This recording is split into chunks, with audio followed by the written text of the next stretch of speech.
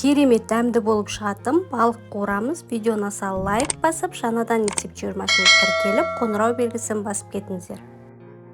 Ең алдымен балығымыздың сыртын тазалап аламыз. Сыртын тазалап алып, бауыздап бөліктерге бөлеміз. Және де балығымызды жақсылап жуып аламыз.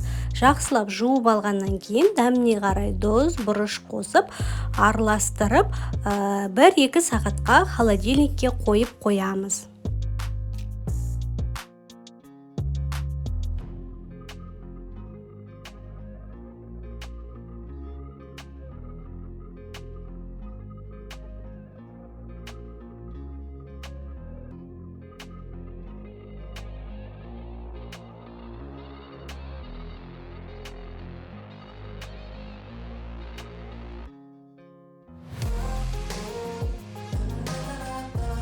Екі сағат тұрған холодильникте балығымызды алып, ұнға аунатамыз. Барлық жағын ұнға жақсылап аунатып аламыз.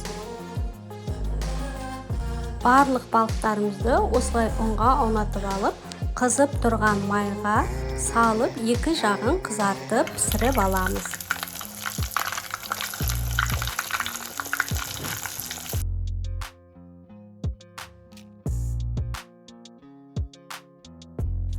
Балығымыз өте дәмді болып шығады. Жасап көріңіздер. Видео ұнаса лайк басып, жаңадан есеп жібермесіне тіркеліп, қоңырау белгісін басып кетіңіздер. Видеоның соңына дейін көргендеріңізге рахмет.